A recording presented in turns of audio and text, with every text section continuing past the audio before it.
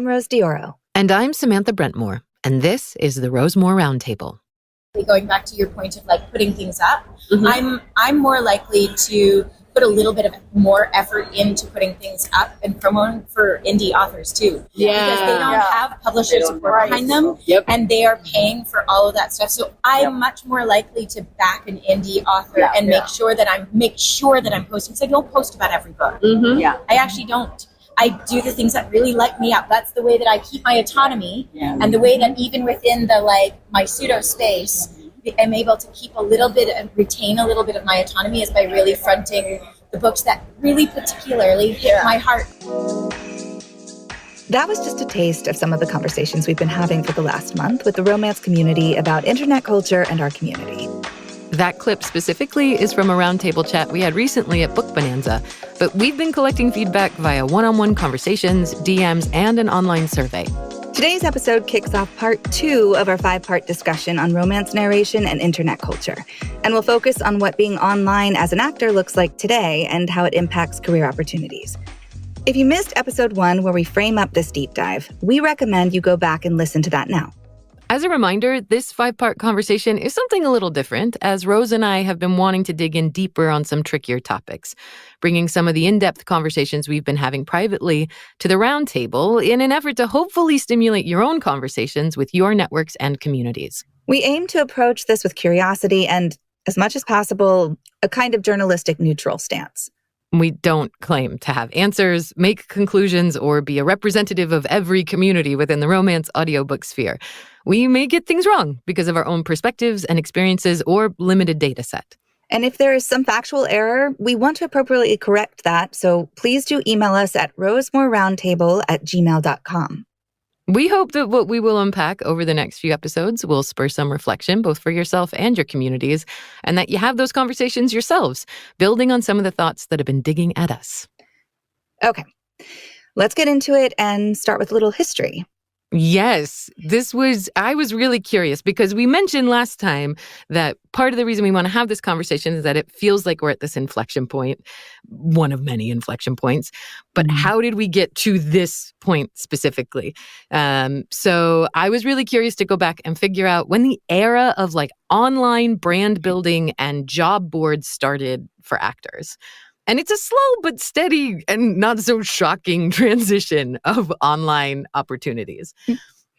One of the first ones that I wanted to call out was Audiophile magazine, which I was surprised was one of the earlier adopters to online culture. So that magazine started in 1992, but it goes online in 2000 and starts its narrator database a few years later. So I think it was really interesting that it was one of the first places to kind of collect a list of people who were doing this work.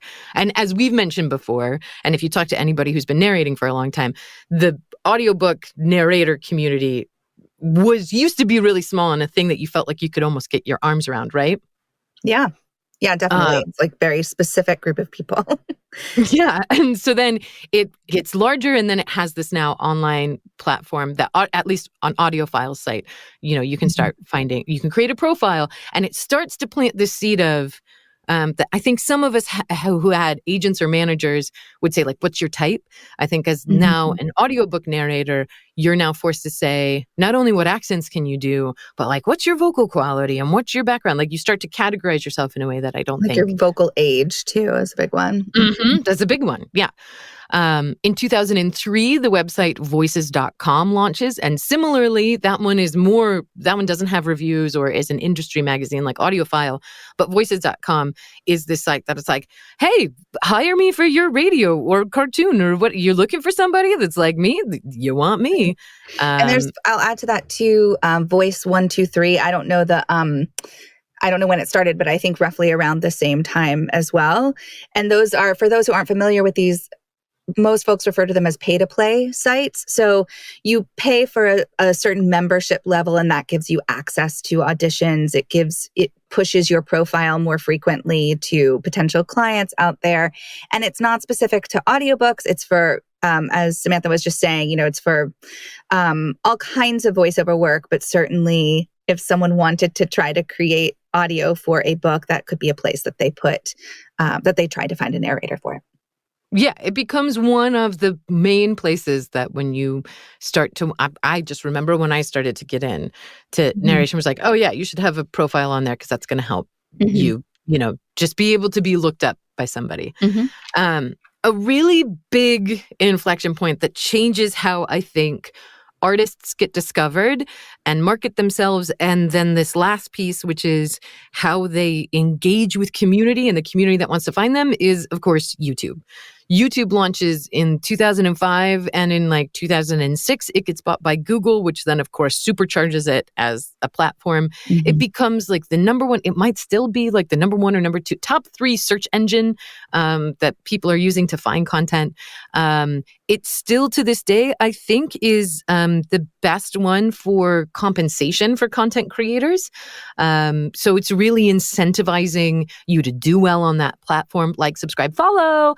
And, I'm going to get a great YouTube ads check as compared to some of these other sites that were much slower to adopt, if adopt at all, some kind of financial reward structure for putting your content out there. In 2007-ish, so like pretty soon after it launches, we get the Justin Bieber phenomenon, which really, I think, makes this idea of like, oh, I could just create content and be discovered. Right. And like win the lotto ticket that's going to get me out there. It starts to normalize that and put that. And Taylor Swift came up that way too, I think, right? Wasn't she discovered on? I think so, on yeah. YouTube or like some similar type of vlog-ish platform? It like supercharges whatever they were doing. It absolutely supercharges the way that they are able to connect to community is able to connect to them. It really it rewards you for doing kind of vlog content. Like, it's not just my song, but it's a day in the life of, it's a behind the scenes of. And again, in this era, then I start to see like, and I think like you the theater community starts to see, oh, well, I'm doing a cabaret and now I can record it and put it online. And video content becomes like part of your portfolio as an actor. Absolutely. Yeah. Like that's a really interesting, for theater act in the theater world, that was a really interesting shift, because these are specifically people who are not necessarily trained in or looking to do on-camera work and are now expected to make sure that they're on camera in some way so that they can represent themselves to the public, or, to potential folks who are going to cast them with somebody of work of theirs. But of course, like, live performance isn't intended to be on camera. So it's not, I don't know. That's very tricky. That was really tricky for a lot of actors to navigate when that started to, become an expectation. Absolutely. Theater performances started being asked to be recorded. And I think it's an interesting thing to call it specifically about theater, because in so much as it relates to audiobook work, that like voiceover work also historically is not something outside of like, Robin Williams being the genie and they're recording him so that they can animate to his face. Right. Like, there was never this sensibility of this work I'm doing behind a microphone is being recorded with a camera on me. And and being aware of a camera is now part of it. And that infused the camera. YouTube made the camera a very important tool to actors to be aware of, whether or not you were a theater actor or you were, doing VO work. And it also establishes like, be a whole person, be a whole brand, connect to the people who are consuming your content, and recognize that if enough people, a la Justin Bieber, T Swift, like you, that like that can be the push to get you into the rooms that you maybe couldn't get into before. And so that starts to normalize as part of like the actor community. We now start recognizing, and popularity is not something, I don't want to say like social media made popularity a thing. There's this thing, I don't know anybody who worked in media does it, but there's this thing called a Q score that for a long time has gauged your influence and power. And it was created by some like old timey, I think it was like in the 1960s or something, like marketing men who were like, we're going to watch cartoons and commercials and we're going to see if people like her face or not. And like you had a number that was associated with how recognized and liked you were. And now that has morphed to those numbers now are tied to like, have you gone viral? How many followers do you have? What is your engagement? These platforms now inform that influence. And I don't know, as of like in my work that I did before I went full time for acting, I know that they were still using a Q score in like 2018, but I'd be curious to know if people are like, who are still in marketing media are like, nobody uses the Q score. What are you talking about? Okay, so anyone out there who's listening, write to us at rosemoorroundtable.com, not.com, at gmail.com. And if you work in marketing, let us know if that's still actively is this the thing we're using? We want to know. Okay, so like YouTube and like obviously Instagram is happening at the same time, and Instagram is not as influential as it's on an actor's career as YouTube to start. They start to get into this handshake relationship of like, oh, well, do you have this aesthetic lifestyle that we can follow?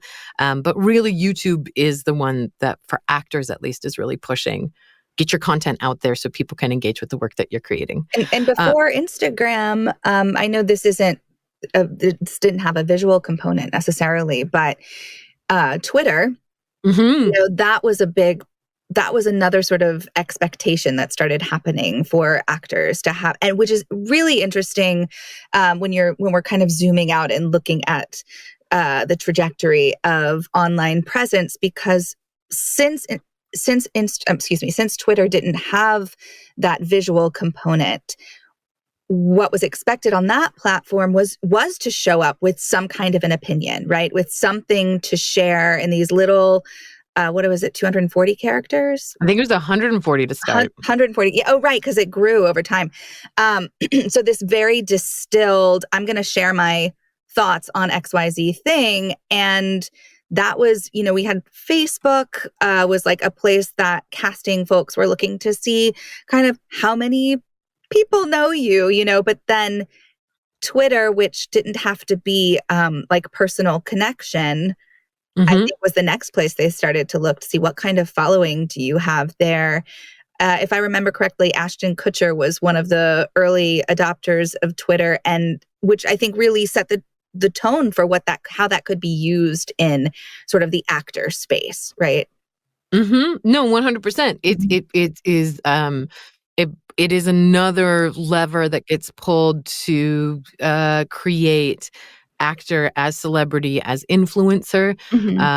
And it does demand, to your point, that you have to have an opinion or you have to have like a pithy one-liner. So again, It's asking actors to once again not only get a script and portray a great character, but to now be a writer, maybe a comedy writer, maybe like a political, like, somebody who has like deep opinions on politics without any kind of team helping you figure that out. And I mean, we fast forward, you see some people who, like, even with teams, go off the rails on their Twitter and X accounts. Absolutely. But yeah, at its formation, absolutely right. That like there were actors that were saying, oh, and also it gives you, it establishes this sense of accessibility, which was not normalized before. It wasn't, oh, I just saw you in the movie theater and I can go and I can tweet at you and we can possibly have an interaction that you're going to like or respond to. That accessibility, that connection did not exist before that, for better or for worse. Then a big point for the VO community that happens is in 2011, the site ACX launches. And for those that don't know, ACX is a platform that if you are a self-publishing author, you can go claim the rights to your book and say, I want to turn it into audio. And then there's a whole host, and you can open it up for auditions. That's the way this works has changed over the years. But at launch, you could say, I got this book, Green Eggs and Ham. I need some auditions. And you put it out there and you say, like, here are the characters I need. Go ahead. Auditions close next week. And you'd go and you'd submit yourself. And then the author got to pick who to do it based on rates or a royalty share or any number of things. And all of a sudden the market exploded for all of these authors to get work into audio that couldn't go before. And all these narrators that, wanted to book work could now be booking work directly in a way that fundamentally changed I think you talk to anybody, the development of ACX fundamentally changed the audiobook industry, and specifically the romance industry went cuckoo bananas. And Absolutely. It was, I've heard many authors refer to it as like a gold rush at the time, because it was just, there was a dearth of this content that was being created, and all of a sudden they could now get it out there and people wanted it. Yeah. Yeah. And I think what's important to mention here is, to your earlier point about when for a long time, the pool of potential narrators was quite small.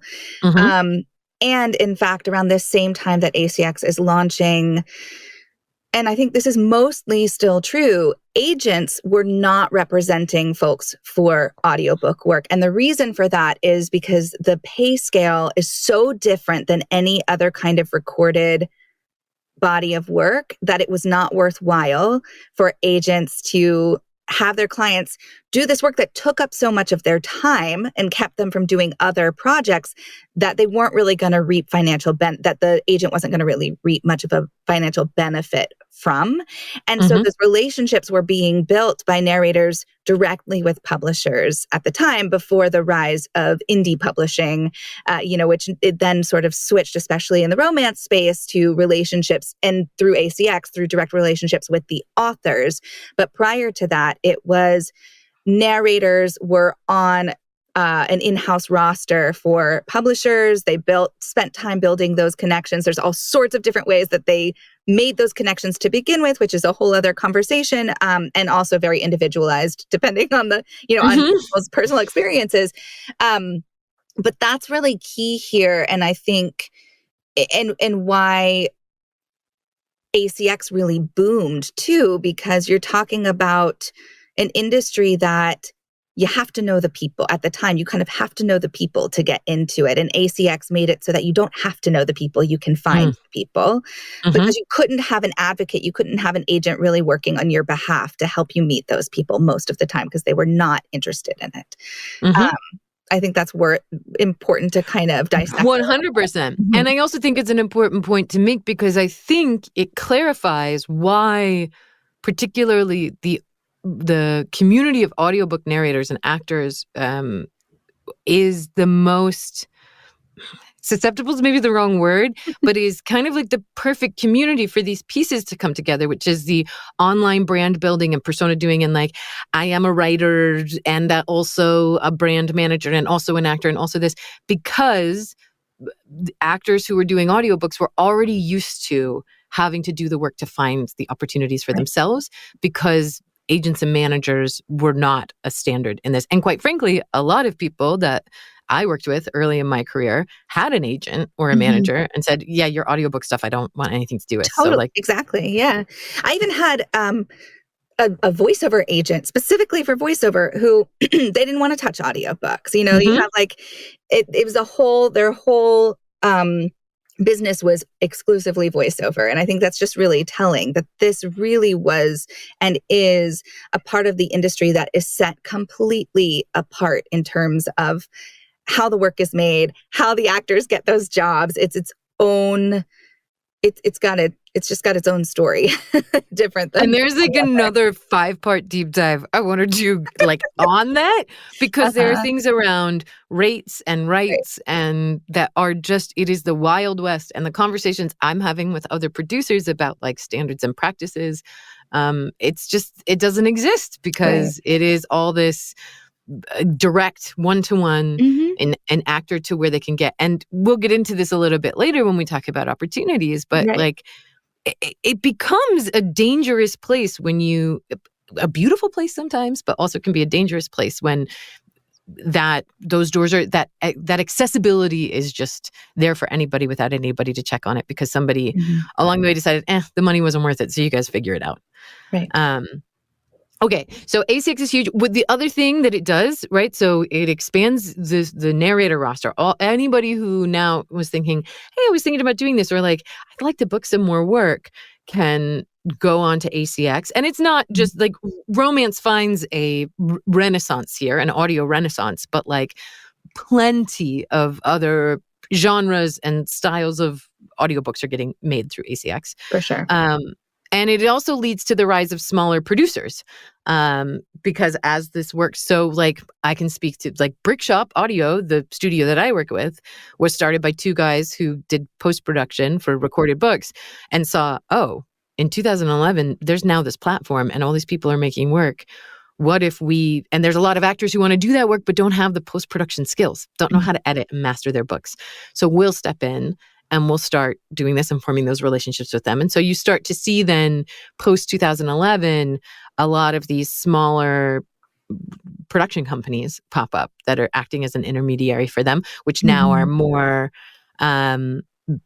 other opportunities for you as an actor to get a job. Also, you as an actor who's maybe been working for a while want to start your own studio because you're doing enough of that. And there are now, so many studios or production companies that are narrator run or were founded by narrators who maybe do less work now or whatever. So that becomes a new just place where people are doing and getting work. And again, thinking of how you categorize yourself, it's those samples. People are browsing, like you become, and I mean, this has always been true for actors, right? Like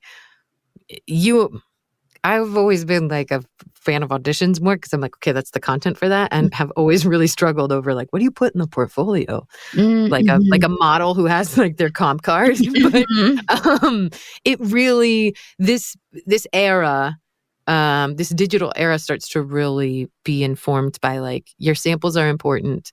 What I can just at a glance figure out about you. Boiling you down that way becomes more and more important. And you don't have a manager to help you figure that out. Because they don't care about audiobooks. Because they don't care. And then two kind of post ACX, as these books as more and more books start going out, then we start to see the rise of book clubs starting to form communities, primarily on Facebook. Some you're seeing them a little bit on Reddit. But like primarily Facebook is bringing some people together. It's also creating space for narrator to narrators, right? That they can find each other. So there's like ACX narrator groups. I'm trying to figure this out. Where do we do that? So you're starting to see community bubbling up out of this as more content is getting created. And in a kind of like 2014, 13, we start to see a lot of these start to get created. Authors start creating their own kind of fan pages and communities. So it's not just a newsletter. Now you've got like, come here, join this, you'll get the new releases, but you also get like a peek into the life of the author. And then you start to see the same thing happen for narrators, whether or not a narrator is creating community around their work, and they are kind of running it, or you start to see a rise of some of these pages that are the narrator's not associated, but it's kind of like a fan page of their work. And you see that for authors too. Like some authors are not running their group community pages, but that kind of starts in 13, 14 and snowballs from there. Do we know what the timeline was for the rise of Goodreads? Do you know? I don't know. Hold on. I'm gonna because I feel like that really deeply fits into what you're talking about right now, of where folks were starting to find more and more places to connect. Like consumers were finding more and more places to connect on the books that they loved, and talking about them in an online space in great depth, right? And I've seen lots of threads on Goodreads about narrators as well.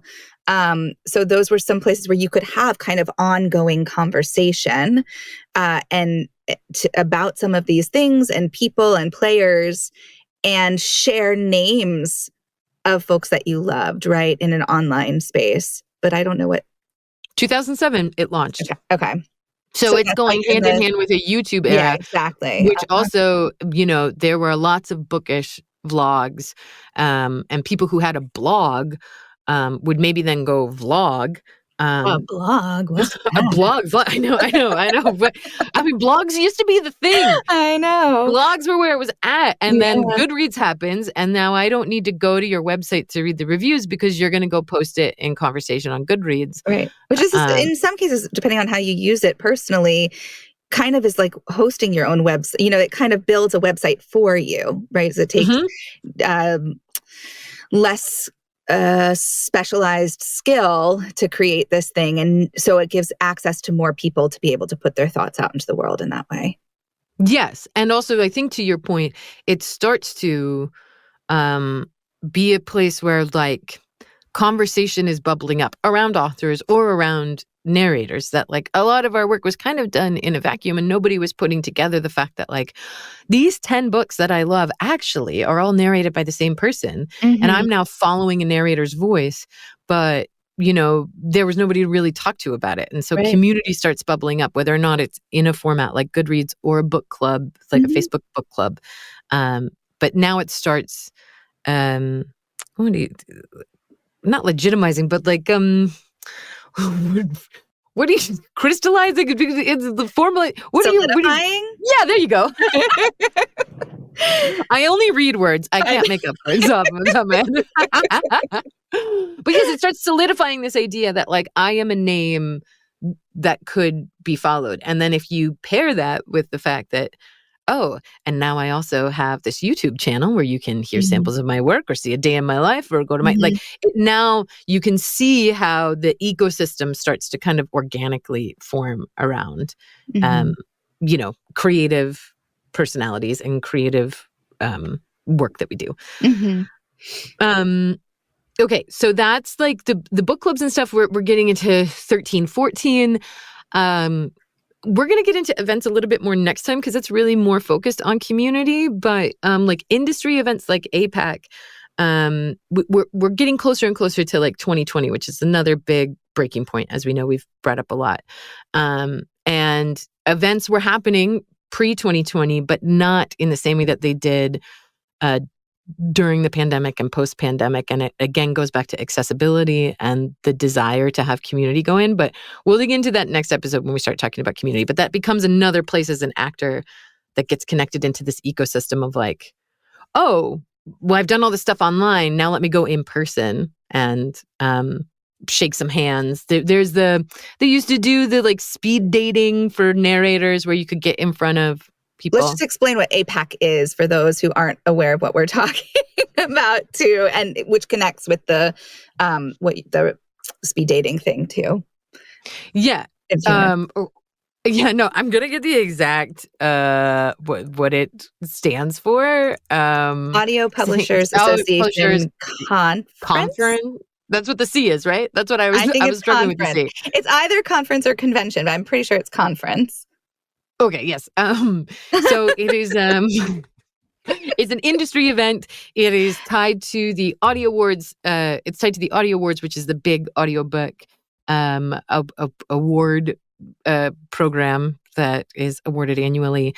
But it's a annual conference that has panels and whatnot, and that you are invited, narrators and producers and publishers, all to talk about the industry. And it's really just like nerding out on how audiobooks get made, how you get to meet other people. And this idea of speed dating is a thing that happened where people who were casting audiobooks, you could sign up and get time with them where you would narrate short sections of books and get some immediate feedback and conversation and get in front of people that you couldn't maybe normally get in front of.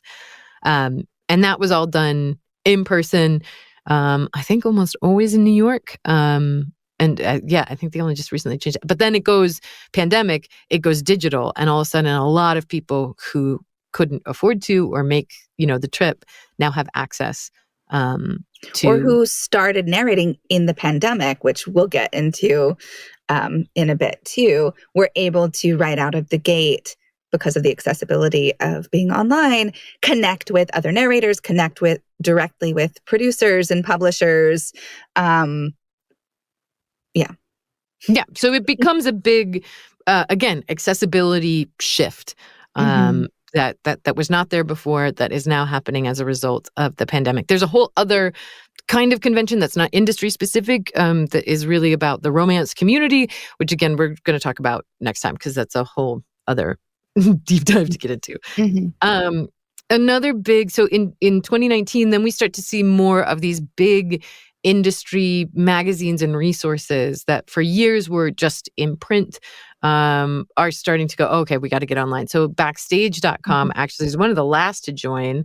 And in 2019 they form, and you can, backstage.com has been an industry paper for a long time that, has all the Backstage has been auditions. an industry paper. And Yes. then, and then the .com version we're hearing is in 2019. Yes. Backstage has been a paper, period, and was one that had lots of audition opportunities and calls that, you could go on, and then it goes online in 2019, and you can set up a profile and you get alerts for all sorts of VO work that, was only in print before. And then the trad pubs get on board, and in 2021, they launched this site, Ahab, which is basically a portal for narrators and for publishers. I can have a profile as a narrator on there. I'm working at Penguin. I'm casting a book.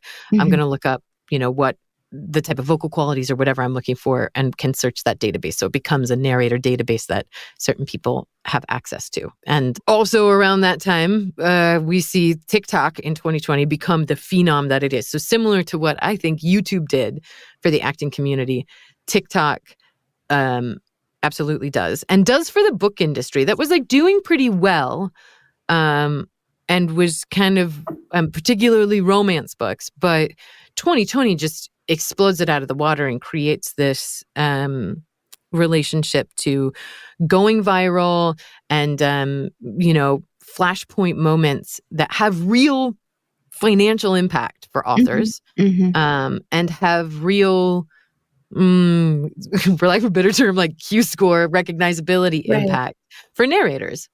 Yeah.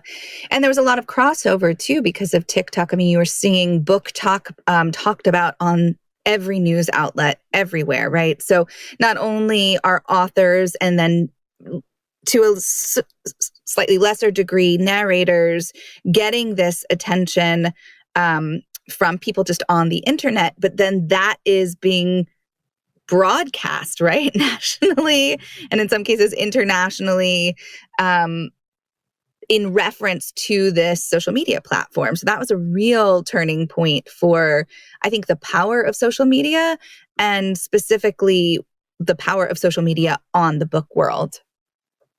Yes, absolutely. And it started to, again, increase that accessibility. And if I go on and say, hey, I'm Samantha Brentmore, here's a day in my life of how I narrate. And, somebody else, Jane Smith, is watching this and going, I mean, she's got a microphone and she's got a thing. And she talked about how she got started, and I'm not doing anything here in the pandemic. And I've always really wanted to do this thing, and I love reading these books. So I'm now going to get into this. And so then we see also this rise of content on how to become a narrator. There's a lot of bad actors in this. As with anything with the internet, you see a lot of people do you know how to say words out loud? You can make $500 a minute. And you're like, that's not real. But I mean, that's true in any industry ever. You can't get paid $500 a minute? I know, it's crazy. Just what am I even doing here? I know, we're failing. We've negotiated the wrong contracts. But that inspires a lot of people to then get booths set up and buy the microphone, buy the gear, and get into it, take the classes. You see this boom of experts. I'm a professional audiobook narrator, and it becomes in some ways a really wonderful, fruitful community. It becomes a dangerous one where you got to watch out for people that again are telling you make $500 a minute and I'll teach you how to do this.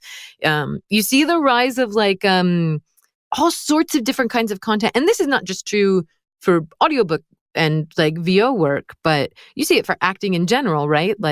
A really big thing that became popular was duet this and be this character, right? So now people are doing acting scenes in a TikTok stitch, or people who are doing the lip syncing, but because they, I know a lot of people who work in film and television who had said, oh, I'm not competing against a girl who's not for a role that's not acting or using her voice, but because she's beautiful and did a really good lip sync. And I have a friend who was up for a major role against this person and was like, oh, she just got in the room because she did this great content. And so now you have this moment that opens up in that way that is changing opportunities in a very significant way.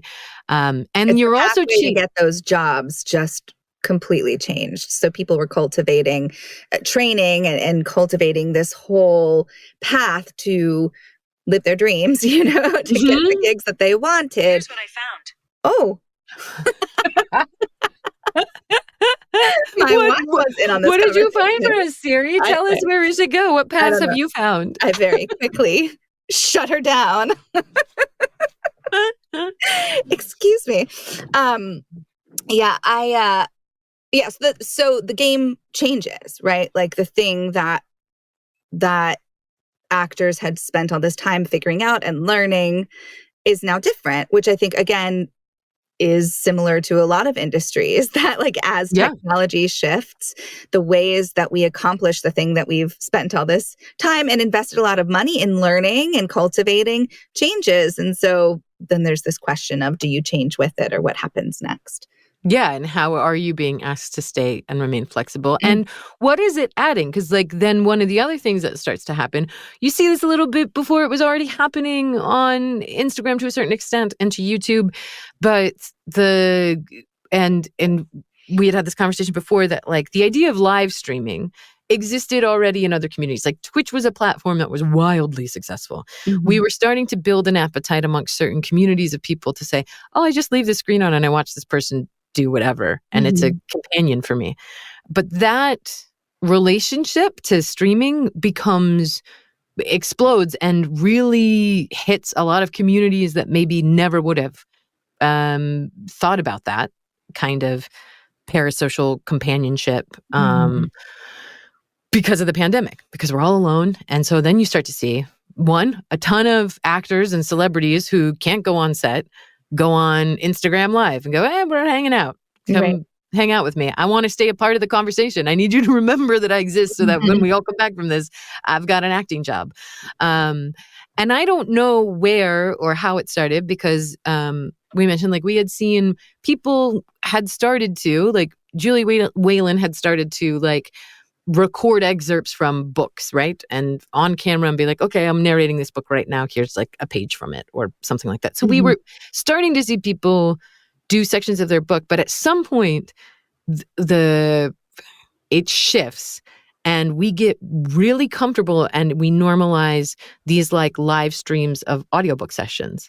Maybe it happened in private servers first, like Discords and Patreons, but then you start to see it on TikTok and I'm doing a TikTok live. I'm narrating this book by so-and-so. It becomes a way to market a book.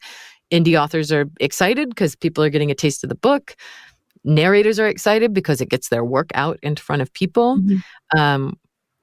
And like it becomes this whole normalized way to work. And again, kind of to the earlier point, changes because this work that used to happen in a box that nobody was observing now all of a sudden has a camera. Right. And something that goes hand in hand with that is on TikTok, you have to have a certain number of followers to go live, right? What is it? How much do you know what it's like 1,000? Yeah. So built into this, I want to go live. I want to share this part of my work with people is, oh, that means I have to have a certain number of followers in order to do that.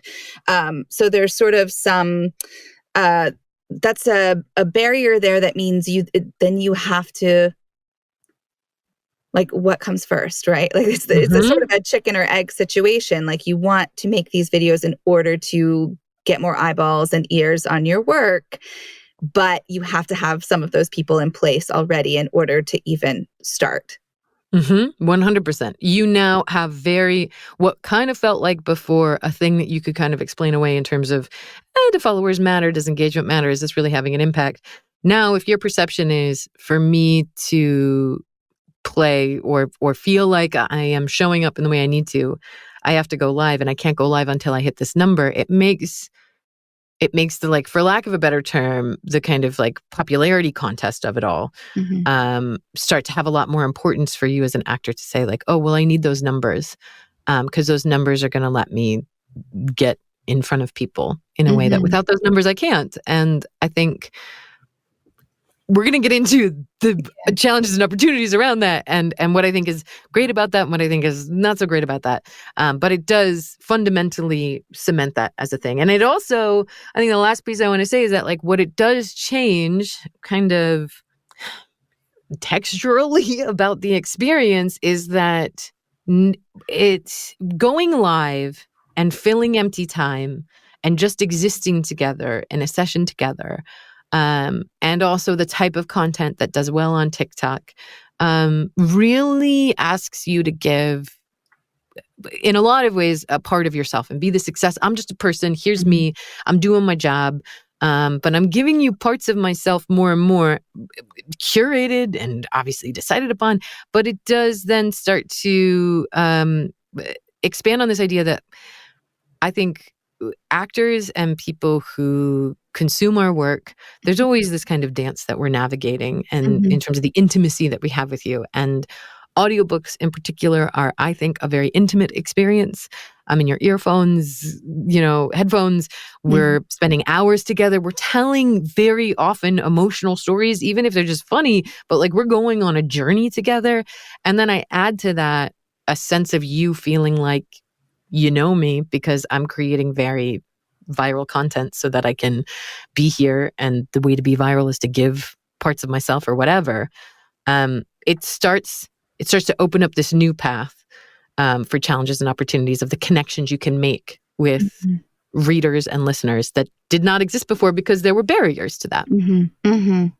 Definitely. I think that's a really good moment for us to transition to talking about specifically this moment in time, 2024, what this looks like today. We've done this whole big retrospective on how we got here. And so here we are. And if you're just starting out as a narrator, what would you feel influenced to do? Or if you looked around the landscape, what seems to be the norm for doing this work? What's the expectation? I think is the question we have a lot of curiosity about. Because as we talked about, like there was this rise in new folks entering this space in the last 3-4 years. And so what did they step into? And so we've already touched a bit on, having a website tends to be an important thing. It doesn't have to be robust. It could just be a landing page, but you see casting folks talk all the time in online spaces about not being able to find narrators. They have a name. Somebody requested such and such person, especially in the romance space where there are pseudonyms used. I think people who are newer in the space might be unsure about, do I create a separate set of, like a separate email address, separate social media accounts for my pseudonym versus my other name that I narrate under, if you're doing both or more than one, more than two even. And just sort of navigating that of how do you have an online presence. I think also having an online presence there's all sorts of reasons people use pseudonyms. And so trying to figure out if it's online, it's forever, right? And so if you are entering that space that's very new to you and you have chosen to record under a name that's not your own for whatever reason you might be doing that, trying to figure out how to be online and have people find you, but also have some people not find you. It's like so complex. Like, what do you do? So I think that's why this is just my own observation, but it seems that might be one of the reasons why casting people have trouble finding some of those people, because there's this struggle to figure out how to enter the space. Not just that separation of self and pseudonym, if those things feel separate for you, but also what's the path? Because we've now talked about all of these different platforms and the plethora of ways that people are showing up online. Do I enter the space on TikTok and immediately right out of the gate just start narrating stuff, even though I have no experience, so that I can say, this is what I want to do now, like get to know me? Or do you just start an Instagram account and so that you can easily follow other accounts and learn from them? Or, there's this whole thing about I'm going to follow them and they'll see that I followed. And so maybe they'll follow me. Are you starting to build sort of a platform of following that way? And also like on platforms like X or Threads, can I basically sidle up to you at the online cocktail party and be like, oh, I see Samantha Brentmore is posting all this stuff and I'm just going to reply to it and be like, yeah, that's a funny one. And yes, and you have like, there's plenty of people that I spoke to that said, oh, like I know you, or I formed an interaction with you or other people because of those exact spaces that became like, the kind of proverbial online cocktail party where you could make those connections and talk to each other, whether or not it was about the work or something silly. Like it really is like a place to meet community. And I do want to say that I think a lot of people, I talked to somebody that, I knew from personal experience as a producer was very difficult to find. It was like, I could not figure out how to find you. And I got lost in there. The only option was to DM them on a social media channel. Yeah. But then also that's complicated for me because then am I DMing them as my pseudonym or myself? Like I do not have a kind of like professional producer. And I asked, I was like, why is this so hard to find? And they were like, oh, I just never thought that people were going to want to find me under that name. And the things that I had gotten were kind of just, I had fallen into. I hadn't really been intentional about it. And I was like, I think more people are looking for you than you need. So like, just make a calling card website, if nothing else. Totally. And so then, you've got your personal website. Maybe you're starting to have some social media presence. There's also the sites we talked about before, ACX, having a profile on Audiophile, Ahab, maybe voices.com. And so when you're going to create one of those, as you referenced earlier, Samantha, you have to start thinking about, okay, what do I want to say with this this profile that I'm creating? If someone's going to just be on my profile for 30 seconds, what do I want them to take away from that so that they remember me, come back, think of me for future projects? So you start to have to think from sort of this branding perspective. And again, most likely don't have a manager who's helping you craft that. So, and if you're just starting out and you need samples, which you do on those sites, where do the samples come from? How are you going to create that? And for those who don't know, one path is you train with someone, they help you put together some demos. You can start there. And as you have a body of work that's actually out into the world, you can then replace some of those earlier demos with things that you have actually performed in full. But that's a whole thing to start to think about too. And when you get started in this industry, thinking about if you are someone who's going down the training path, you have to think about, okay, well, where do I want to land at the end of this? And so who do I work with now in order to help me get there? I'm making a lot of extraneous noises in my booth today. I'm kidding. I'm bumping into things. I'm not doing my part as a professional. You're pulling a real Samantha right now. I'm so twitchy in my, I make so much. So yeah. So you have to think about sort of think well in advance about what your goals are, and then figure out what your path is to create sort of a package, a story that you can share about yourself that's going to help convince people that, we want you to do those jobs that you want to do. And who's the best person and how's the best way for you to categorize your voice and your skills? I mean, this is, again, actors in any genre, but this one specifically where you're tagging your name with certain things, how are we determining that that's an accent you feel that you can carry for a whole book? Is it because I love doing this accent at home and I'm pretty sure I could do it? Or is it because I've actually done a full book that way, or I've trained with somebody who does dialect work and it's no, you can definitely carry that?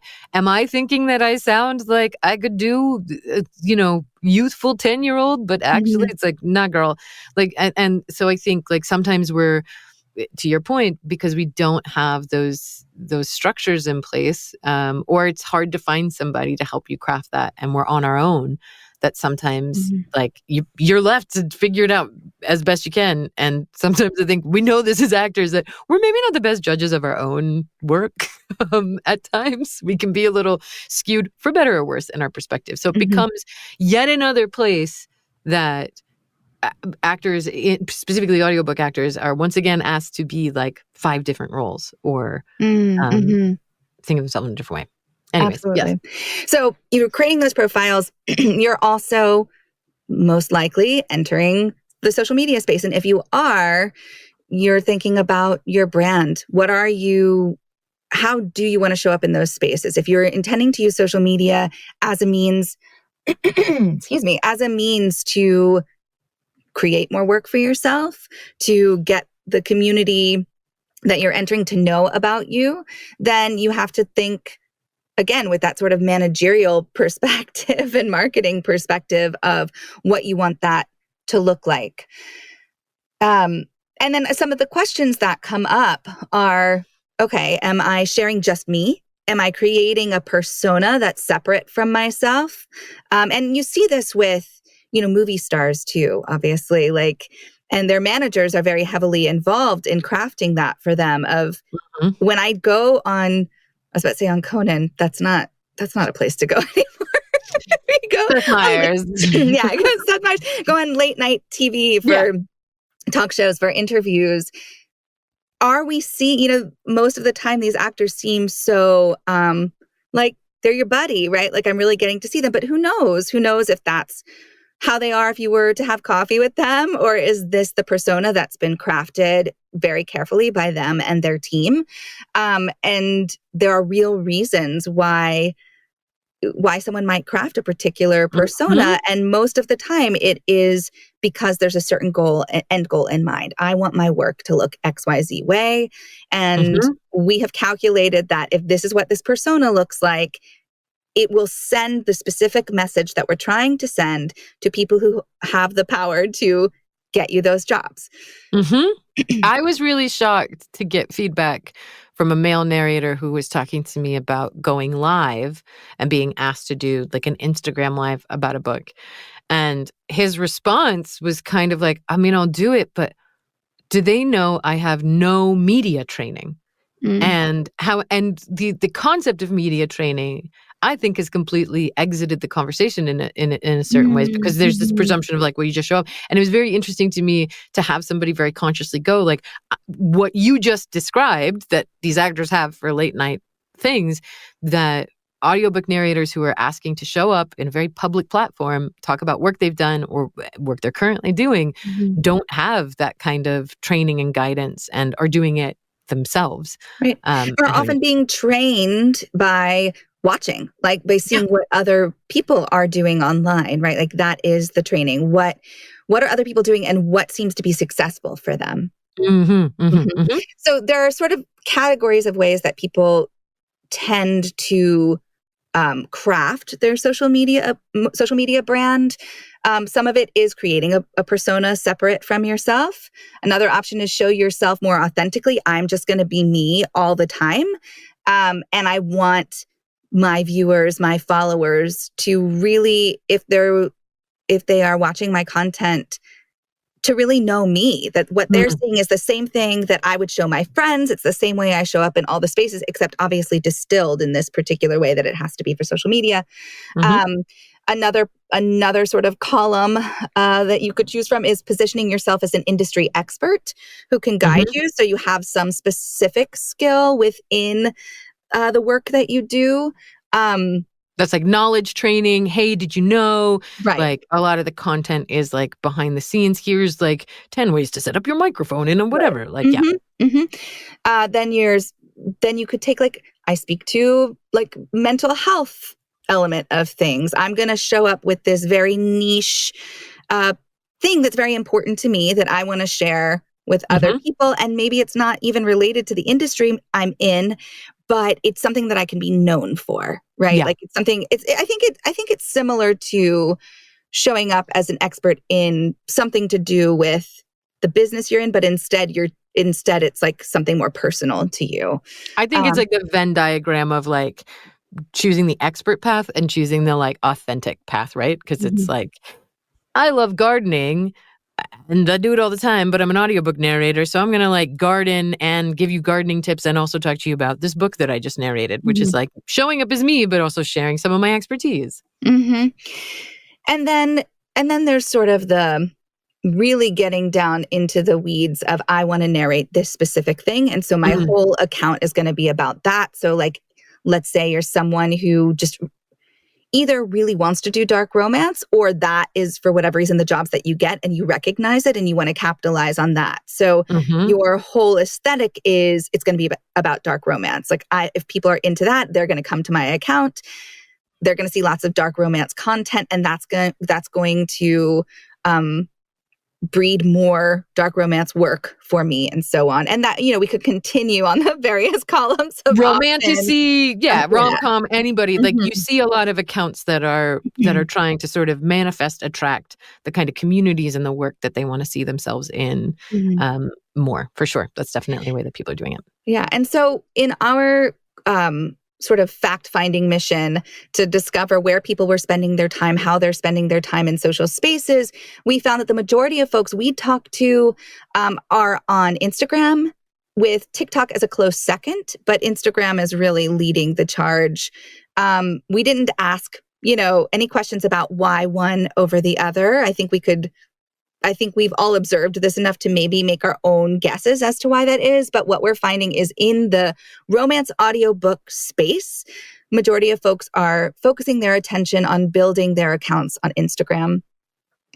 They're using Facebook as well, but it's mostly used from the folks that we've spoken to about it as a means for direct connection through like narrator groups, or book clubs, what we talked author about pages, before, having your own Facebook page, right, to connect with the people that are listening to your work potentially. And then what's second to Facebook are the more private spaces like Discord, and I guess, I don't know, are more narrators using Twitch as well, or is that really just like video game specific? I mean, it's primarily video games. I think Discord's ability to do some streaming and stuff has allowed that to take over. And for the most part, people have kind of stepped away from X, and Reddit is sort of every once in a while, I'm going to check that, maybe to find some specific information about something, but it's not a place that people seemed to really be spending a lot of time. And again, I think some of these, what we were finding in those discussions is that folks are looking to other accounts on the platforms they're using to kind of craft their own as well. That's, as I said before, that is where the training ground is just by observation, being in this space, spending time in this space, looking to other accounts that are kind of accomplishing what you maybe have in mind to accomplish, and then figuring out how to make something that's wholly your own, but using the principles that you've learned that seem to be successful for other folks in your industry. Most definitely. And a number of people that I talked to called out, like, oh, I actually look outside of the romance space in a lot of ways to think about how I craft this brand. When somebody talked to said, well, when I started to get really intentional about the work that I was going to, the content that I was going to create online, I actually went to people who were giving me tips on like Instagram algorithm best tips or TikTok algorithm best tips. They were marketing professionals that I was learning from, and I was just thinking of myself and the work that I do as a product, and then how I was going to market that product to various audiences. And so there became like a real, I think for a lot of people who started in the last 3 or 4 years, which I think like over 50% or so of people that we talked to said that they started their bookish online presence in the last 3 to 4 years. Yeah. So a lot of people are coming from this very like investigated, learned approach of like, well, if I'm going to use this tool, let me learn what's working for other people. Well, and I think that timeline of the last 3 to 4 years says a lot, right? Like that is pandemic land. So, that is what we've seen is the rise of relying on these platforms to build these connections, right? And at a time where all work was happening from home, you can't go anywhere. You can't meet people in person. And in that span of time, you've started to be able to, but it's been very slow, right? A lot of that, and some of the stuff didn't come back in person. It's really, even we're seeing this with publishers too. Ahab started before what did you say? What was the Ahab year? was 2021. Okay, so that was post-pandemic. So even in like the big 5 publishers, they also are turning more and more to these online spaces. So it's not surprising, I think, to see that correlation in our data that we collected, that is really when people were entering the space in a professional way and trying to figure out how to utilize that for work. Which speaks to the opportunities, right? Like, Mm-hmm. why would we do all of this work and effort, and what's the upside of it? Mm-hmm. And I think we've already hit on a lot of them before. Like, a lot of it is tied to discoverability, right? A website is great so that if in passing an author says, like, I really want Samantha Brentmore on this book, if you Google and it pulls up and there's my email address, it's going to make it that much easier for the casting person to find me. And same is true for sites like, Backstage or Audiophile or ACX. It's again helping you get on the radar of people or be found if somebody is using that to search for talent. It's just increasing the odds of your name coming up when they search for it. A lot of people we talked to who had started to narrate in the last few years said, well, there's a way to take my work into my own hands. Like, so much of acting is out of my hands. So much of a professional acting career is like, hope you like it, hope you want me. And there's something about being able to show up every day and put your energy and effort into crafting this brand, crafting this content, felt like really actively working and making progress on your career, and as opposed to just like doing auditions and throwing it out into the ether and crossing your fingers. And that was really satisfying for a lot of people. Some things that people told us were like, oh, like, I like having social media because when I'm up for a book, there's a place that authors can go look me up and see that I'm established because I post all the books that I've done previously. So it kind of acts like a living resume. A male narrator said, I'm not sure how many opportunities I get from social media, but I recognize that it like helps build my brand because it gives a place for people to like talk about my work more and like spread the word and tag me, and I can engage with that, which ties to, again, feedback we got. Somebody said, being active in the online community helped build my brand, which then helped me book more work. And so this is speaking to this idea of your name and your brand carries weight to an extent. And I want to say, we do not have the data on really what that influence is, right? Like, I have a personal instinct that, yes, there is a tangible impact on, like, I'm booking them because their brand is attractive. And I think there are clear correlations that we've been able to pull from the conversations we've had. But I also think it's really easy. One thing that came to light for me in this research was like, it's really easy to get trapped in a bubble and to think like, well, within this bubble, yes, 100% that's true. But actually the world of narration or the world of romance narration even is like so much bigger than this little bubble. And so I think it's really easy to overestimate the influence that these things sometimes have. And I just want to say that I do not comfortably have like numbers to say. It's just qualitatively, people have either said, I've either lost work because I didn't show up as much, or I've gained so much work because I very intentionally built a platform on that. A lot of people did say, somebody said, authors get to know me through my content, my clips, my live narration, and then started to request me because of that. And I think, like, particularly in the indie pub space, but even more and more in the trad pub space, authors have a say in the people that are cast and or just get an audition. And so, a number of people said, look, I'm a great narrator, but if it wasn't for social media, like, social media gave me the edge to give the author the confidence and the interest to have me submit myself as a part of this. Yeah, I think this quote about seeing authors as a primary customer that we received from someone is, I think that really speaks to this, the way authors are using social media as well, right? And this one-to-one relationship in the rise of ACX that narrators and authors now have with one another, that not only can consumers have the potential to create sort of a parasocial relationship with content and content creators of what they love, authors, narrators, and such, but also artists within that industry can start to cultivate relationships, working relationships by finding one another in this social media sphere. And so if authors, from this one contributor to our conversations here, they cite that authors are increasingly or consistently online and posting on a regular basis. And so if they are doing that, then I need to do that too, as long as I see them as my primary customer.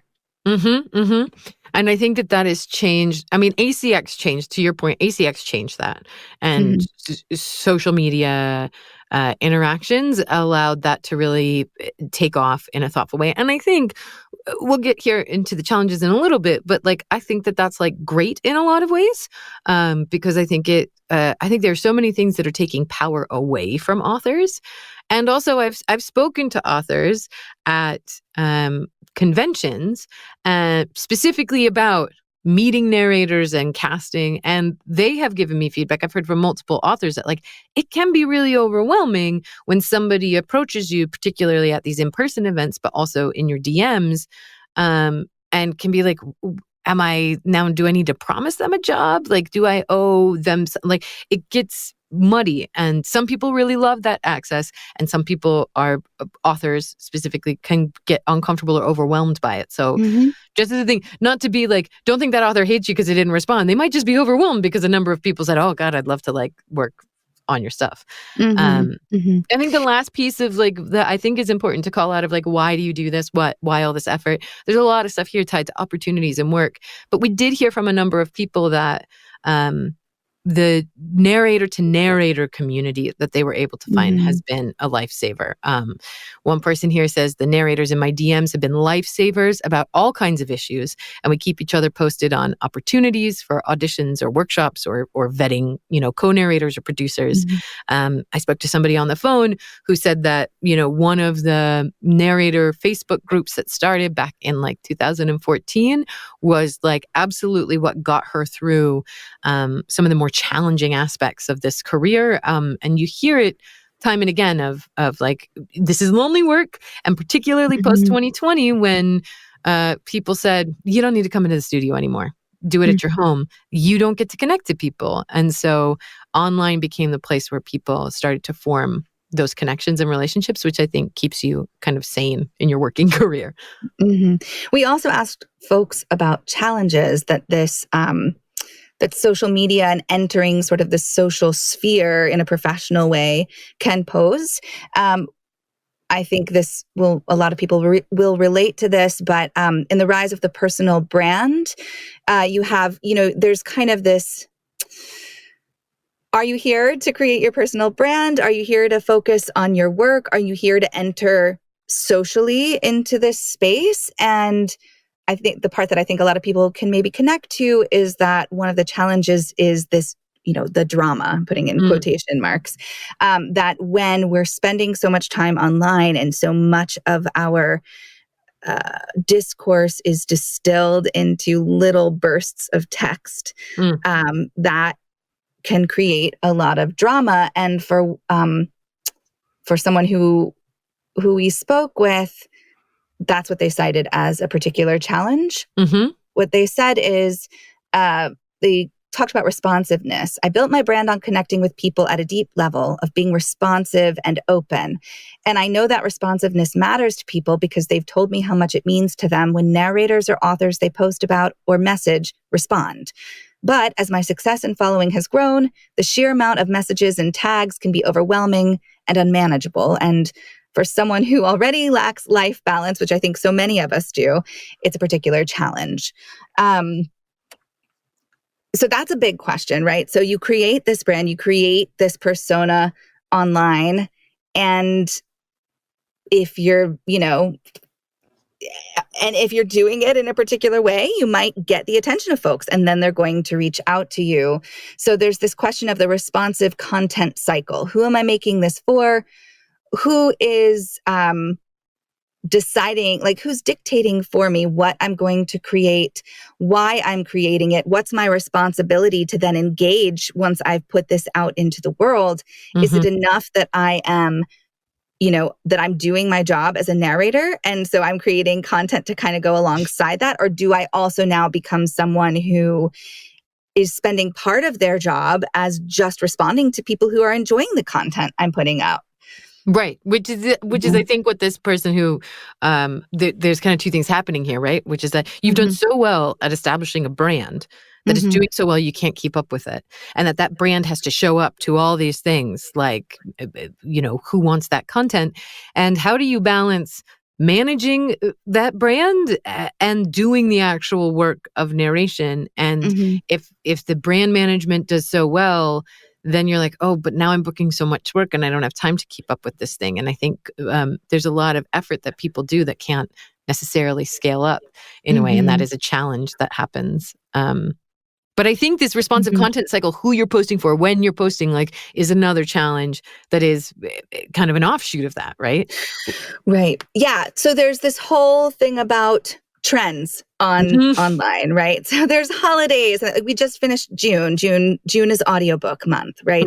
So in a lot of the spaces that we're in as narrators, we hear from other folks about the pressure of participating in that. And there's this kind of a sense of FOMO, right? Like if I don't dive into this, not am I missing out on the fun, but am I missing out on the opportunity? But in order to participate, that means I now have to dedicate my work time to creating content to participate.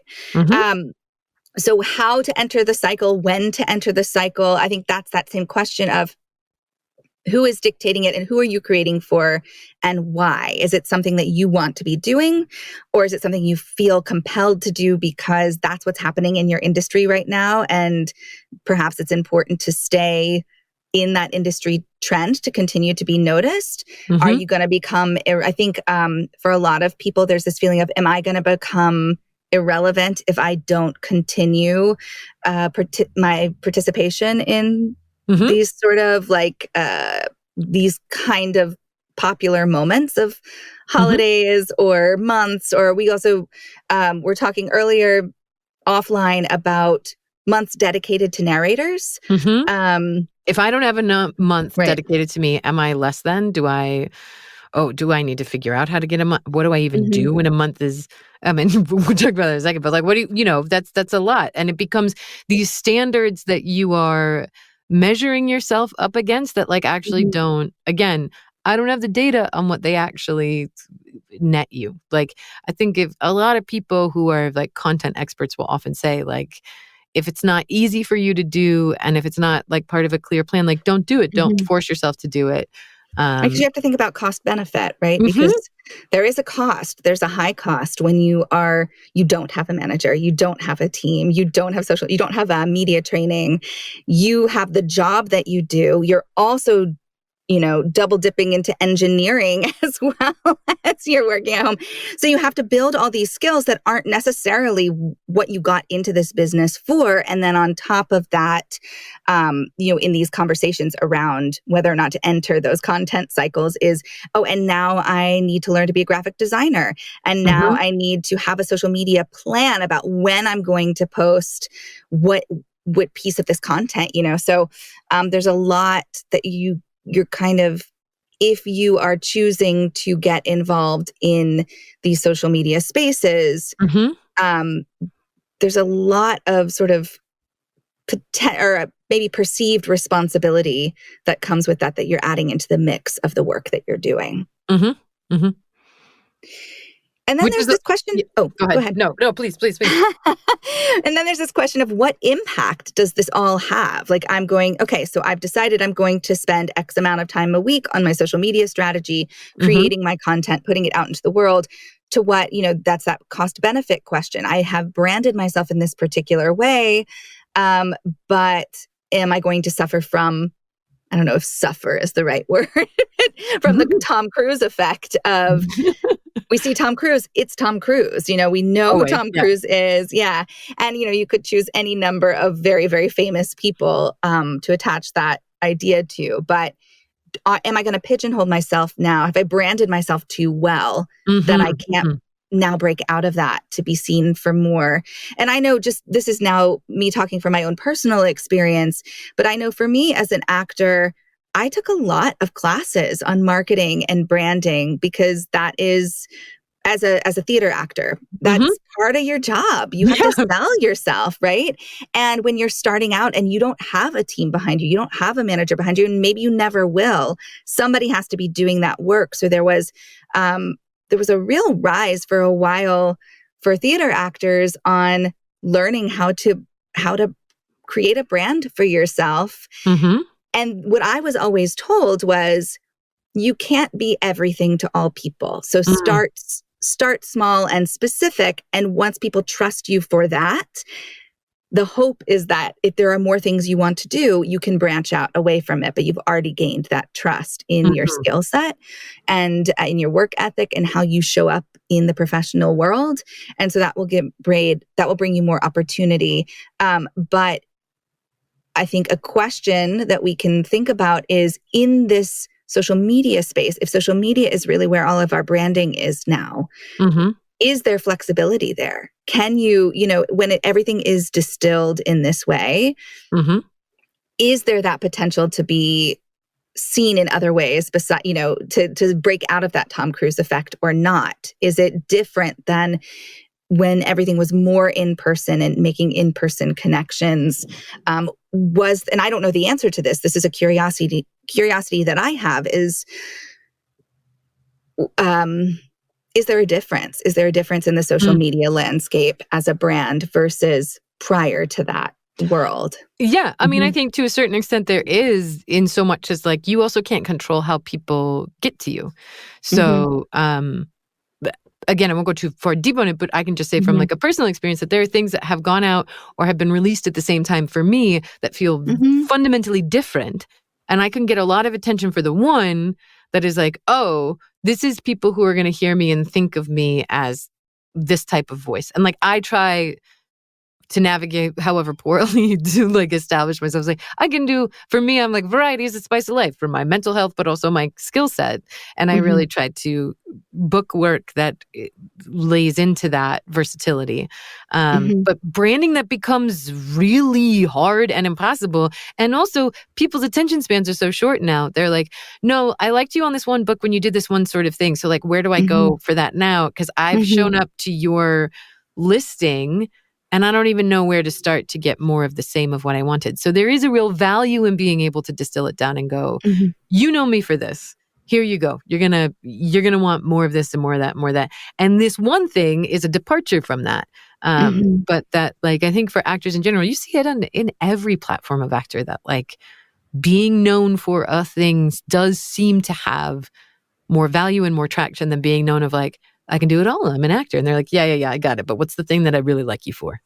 And in this same question of challenges, someone we spoke with cited fatigue of social media and being in these social spaces. They said, I would say the time it takes and the energy involved with creating a strategic social media plan, can be a cause of fatigue in this space. They said the way that they combat that is, they say this, but I stay very intentional about being positive with everything I post, and I try to invest in the relationships I have made here that feel safe in this very public and sometimes easily incited place.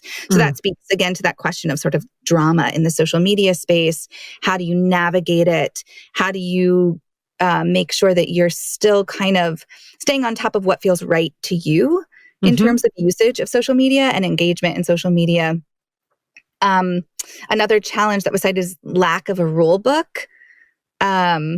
Which is like, to your point, like if I'm so exhausted from managing this brand and developing this content and teaching myself Canva and thinking of myself and all these things, and then something pops up to ripple through, which seems to be more and more now, every other day, something is rippling through an online community. And now I have to engage with it in a certain way.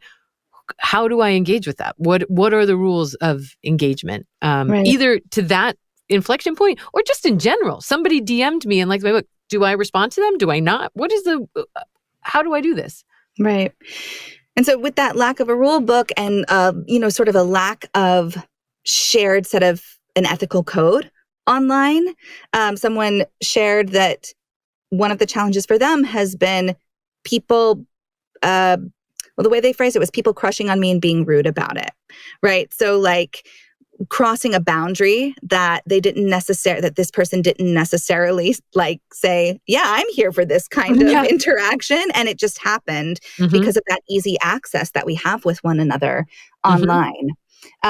Sort of in that same idea, someone said the most challenging element, I'll add, is always creating healthy boundaries with the apps and with the people.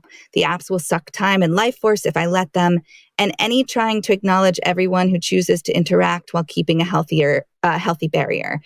I purposefully try to present my genuine human self so that people treat me like a person rather than an object or idea. So that's making a specific choice about how to show up in hopes that they'll be treated. It sounds like in hopes to put an energy out there that kind of sets the tone for what their boundaries are and how they want to be interacted with. Yeah. Yeah. And then there was more reference to just how to not get caught up in the fray of discourse, right? One quote was navigating earlier events this year and witnessing a lot of online mudslinging is a challenge for them. So what do you do with that? If I'm here, I'm showing up as a professional in this space. Do I get involved in the discourse in that way? Or do I stay in my own lane of I'm here to be a narrator? And how do you navigate that? What does that look like? What choices do you make? And that seems to be a challenge that folks were citing as specific to being a part of social media community. And without sort of a sense of standards and practices professionally, you kind of never feel good about either direction you go with it, right? Right. You're like, I feel bad about the inaction, the action, the this, the that, and on any issue, anywhere. And I think that this is true of like people asking you to comment on any number of things happening in the world. Because you spent all this time to be somebody that people look to and want to engage with because those numbers are important. So now you're here and it's like, okay, now welcome to the stage, Rose Dioro. Rose, what do you have to say about the koalas that are dying in Australia? Everybody's very passionate about it. And you're like, it's hard. Yeah, I don't know anything about koalas. And from that first quote in this portion of answers about someone sort of crossing a boundary, we work in an industry that has a lot of sexual content, right? Like that's what we're doing here in the romance space. The fact that we work in a space that includes a lot of sexual content can make those blurry lines of boundaries even blurrier, is what we were hearing from some folks.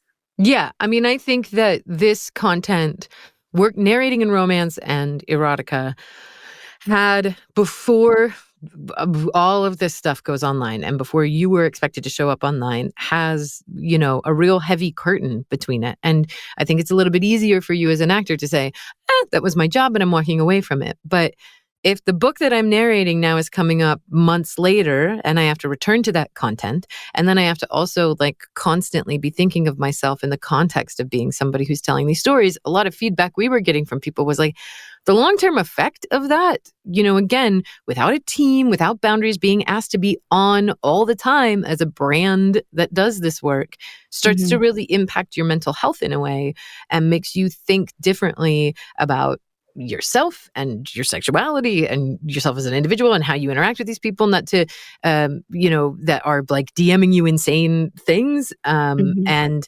even just the act of, I was talking to somebody on the phone about this, that the fact that the solution for a lot of it is just ignore it, to a lot of negative feedback, right? Whether or not it's creepy messages or terrible reviews you're getting tagged in or any of this stuff, that the answer is, just kind of put on your blinders and pretend it doesn't exist and don't read it and don't engage, is antithetical to the creative life of an actor who needs to stay open and present and flexible and taking in life experience so that we can channel it in our performances and work. And so that feels really challenging that we're being asked to, as we show up in social media, create these calluses and close doors when our instincts are to want to keep them open.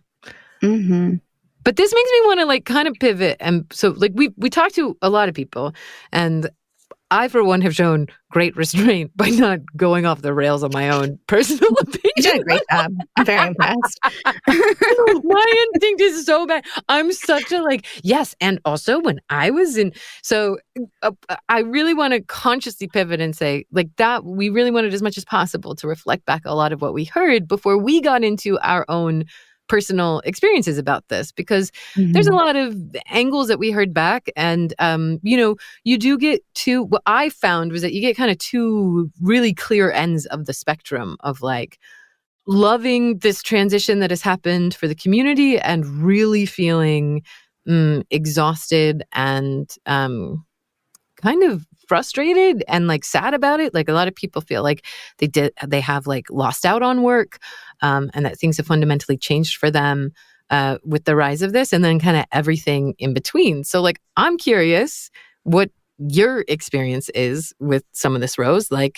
What does being online look like? How did you get online? And what do you feel like are some of the challenges and opportunities for you? Yeah.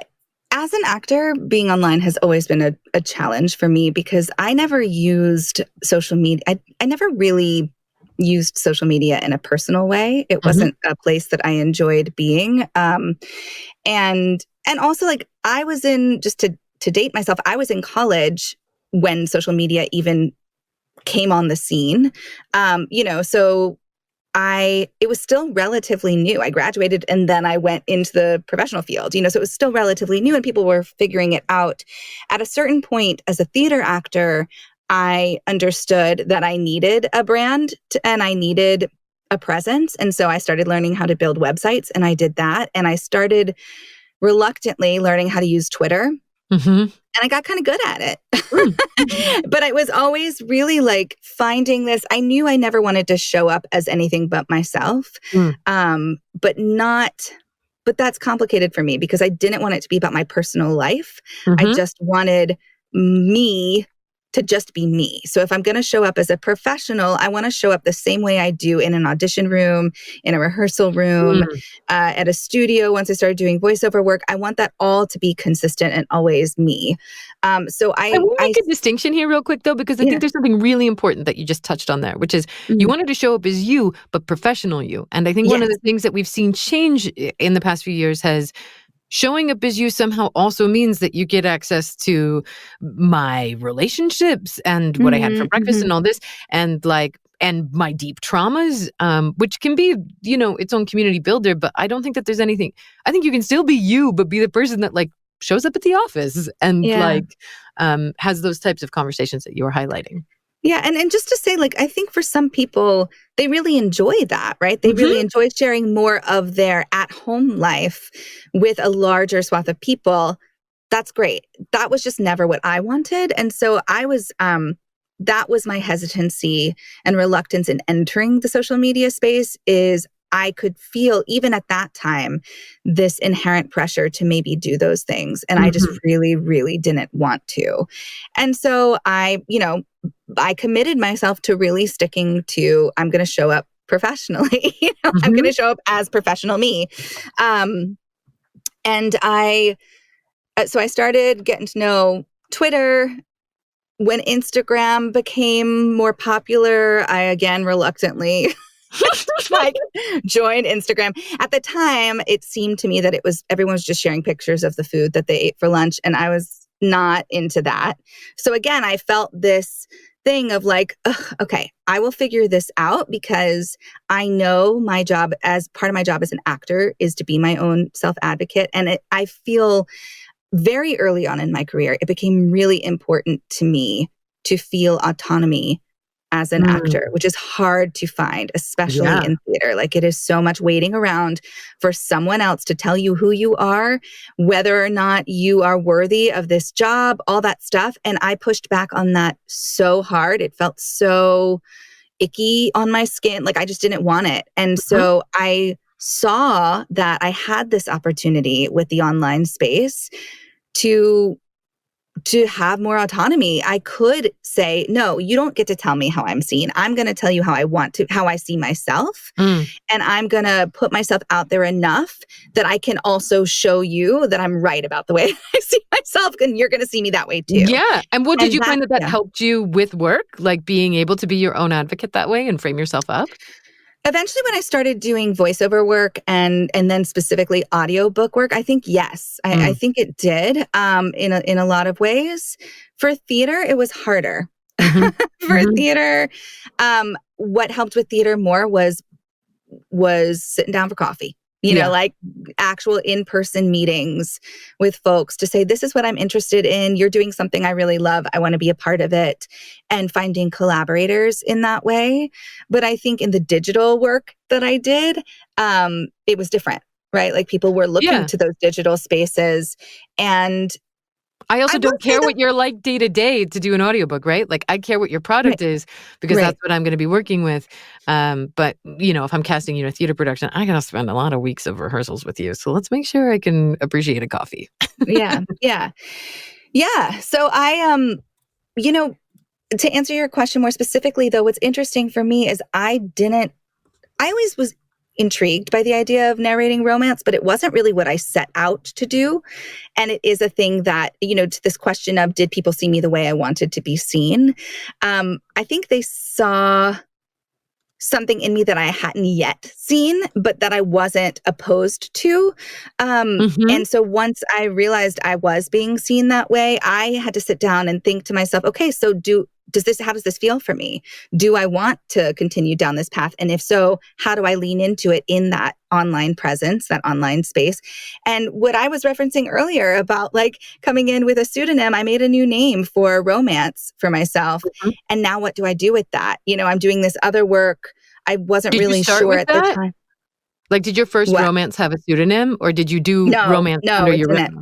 Okay. I did it but I was at the time, and still, you know, I thought I was just going to be doing YA all the time because I sound so young, and I didn't know romance content well enough to understand that that works really well for a lot of romances too. And I didn't know that. I couldn't know that because I wasn't in that space yet. But I knew that I sounded like a kid, you know, like I sounded like a teenager. Really easy. I think it was really easy if you didn't know this work to think that you had to have sort of like traditional old, like 1980s, like 900 voice, like, hi, chapter 1. Right. And you're like, no, people actually don't. Yeah. That's not how I talk. And I mean, I'm an actor. I could make it work, but like, do I want to spend an entire book sounding like that? Nobody wants to listen to that, but I didn't know.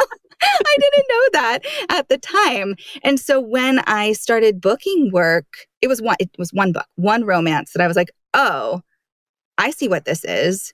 And I see now why I was chosen for this. And I can see that this may happen some more. So if I want to keep doing this sort of kid lit stuff, this YA stuff, I probably need those things to be separate because I don't want, you know, some 10-year-old to click on something that they think is going to be appropriate for them, and it's really, really not, you know? So I needed to separate those things out. And it took me a while to figure out, okay, how do I keep them because the internet is what it is? How do I really keep them separate? And I didn't enter the romance social media space until I had a producer reach out to me and said that they had been on this long, arduous journey to try to find me for a book. And they're like, you have no presence. They didn't know that, you know, this other person recording YA was the same person they were looking for. That person had a ton of, you know, had all sorts of presence online, but Rose didn't. And so they found me through another narrator. And when I got that outreach, I was like, oh my gosh, I had no idea. It's the same thing you said, someone you had spoken to said the same thing. I had no idea that people would be looking for me. Right. You know, so then I had to figure out, well, what is this romance space? And then I started to discover, well, it's this whole community. And the way that I shaped my online presence within that community, whereas with the other work I was doing, it was a little bit going out into the void, right? Like there wasn't as strong of a community. I knew that I wanted, you know, I wanted casting people and writers and colleagues to be able to find me if they were looking for me. So I needed to have that online presence. But with romance, those people are there. I know that they're there. I can talk to them. I can connect with them. It's not a void.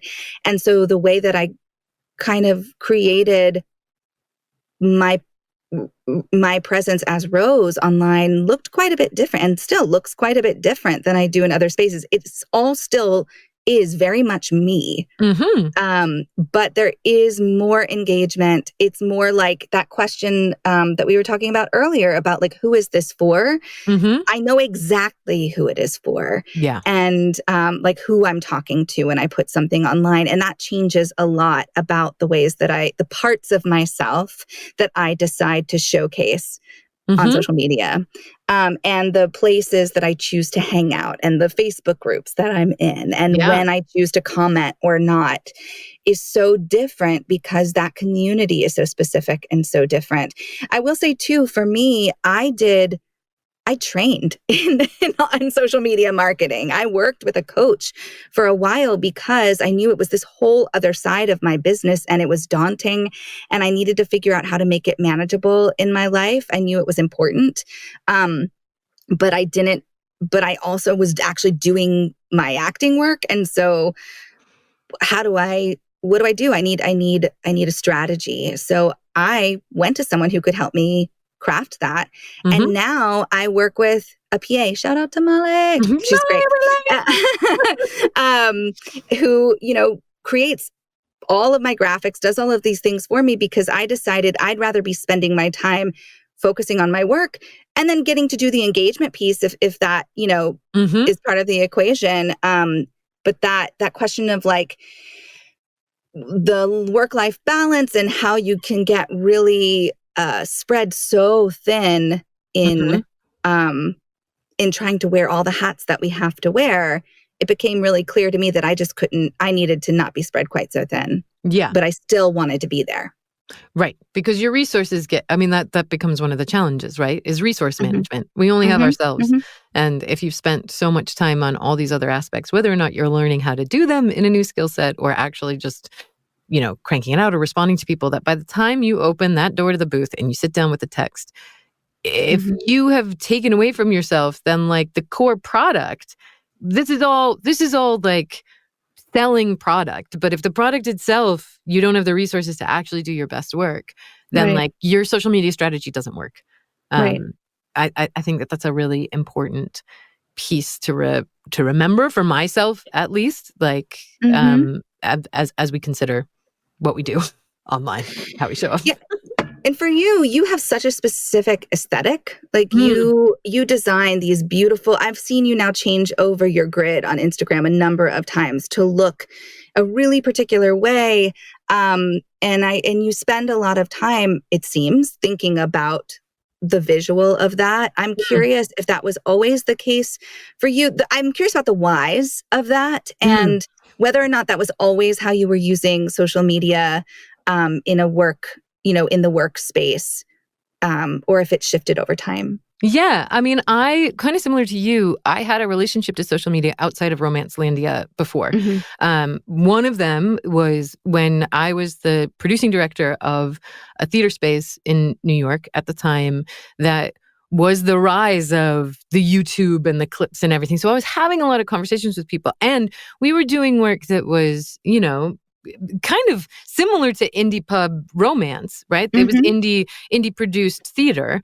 And, a lot of it was engaging with reviews and establishing relationships with like the Times and big name actors and trying to get people in there. And so visibility and discoverability was a big thing. And the internet and these social media spaces were new enough that I was attending a lot of courses and training as well to kind of understand what was working and what was not working. Because basically what I was seeing at the time was a lot of people only popping up when their show was happening and being like, got a show. And then they disappeared. And so they just became like that person on the New York City sidewalk that was just like throwing flyers at you, and it wasn't really effective. And also the way the algorithms work too. I mean, that shifted over time, but if you're only posting then, it's the likelihood that someone's even going to see that is low. Totally, 100%. And then engage with it. Who cares about that? It's like, yeah, okay, I saw it. I don't need to do anything. And so I learned early on, I sort of established in my brain the vocabulary of all the different sites and what kind of, somebody framed it up for me as like, they're different parties. And so what kind of party are you showing up for? And Instagram is like a gallery opening, right? Like visuals were a big part of it. Instagram stories only developed over like a recent, past couple years, but it really used to be about your grid. It used to be about the visuals that you were doing, which is weird because we don't do a visual medium. And photos too. Video is relatively new as well. 100%. Yeah, you couldn't. So as an actor, you were like, what am I doing? And for a theater thing, it became like, well, how cool can your poster, your behind the scenes things look? And then I shifted into a job that was, it was a digital media platform. And they did social change with like the ad council. And I got like a deep dive training on like how at a large scale you communicate to people through social media channels. So like I had this kind of inherent vocabulary that I was picking up from previous jobs, so that by the time I started intentionally working in audiobooks, I was thinking about the kind of tools I had at my disposal to communicate what my product, for lack of a better term, was, which was me. And also what was going to be most valuable in terms of like a cost-benefit analysis situation. Who am I trying to talk to with this content? Is it other narrators? Is it authors directly? Is it just fans of the genre? And I looked at that for not only like the romance work, but the cartoon work I was doing, the video game work I was doing, and the work I was doing as a narrator in other genres as well. But romance is a place that is really going to have impact because that community is very active and has power in a real meaningful way. The authors have power to cast you. The readers and the editors who are following you and talking about you have power to influence that decision for an author. And so it behooves me to show up and remind people that like, I'm putting out work here. And so when I started, I think I was very conscious that I was like, okay, well, Instagram is about the visuals. And I loved sites like Tumblr and stuff like that. And one of the things for me was like, what was gonna fill the well and not empty the well? And for me, it was creating content that was like, it felt like a value add and felt like it was pushing forward things like, I wanted to see certain, like I love romance and I love conversations around sex positivity and what the genre does for that. And I wasn't seeing a lot of that I wasn't seeing visuals that felt like excited me about certain books or things. So that's really where I started doing it and feeling like I didn't want my face to be the thing because my face is not the thing. That's why I got into this work to be in a box behind a microphone. So I wanted to also figure out a way to put the book front and center and less about me. So I think that's really what drove a lot of the aesthetic choices on Instagram and stuff like that. And I mean, like TikTok is like, the lights are on. But like that is not an actively managed site. I went through a whole experience that felt really lame when I got pressure to get on there. And I got on there and it was like months, weeks, so long of like, the only notifications I got was somebody on TikTok going like, let's get Samantha Brentmore to 1,000. Please follow her, please, so she can. And I was like, the idea of logging into an app to just beg for followers, because I'm not doing my job, right? I'm not creating content for people to engage with to get me organically up to that point. To me, was a sign of like, well, I mean, maybe this place is not the place for me and where I'm inspired to make content so well. So, and what are you going to do there? I mean, I guess a follow-up question I have to that is, what was the intention in people wanting to get you enough followers that you could go live? What would you then do? Yeah, well, I mean, some of it meant that like I could then be interviewed. Okay. Because then I could show up on somebody else's live, because you also can't show up on somebody's live without that.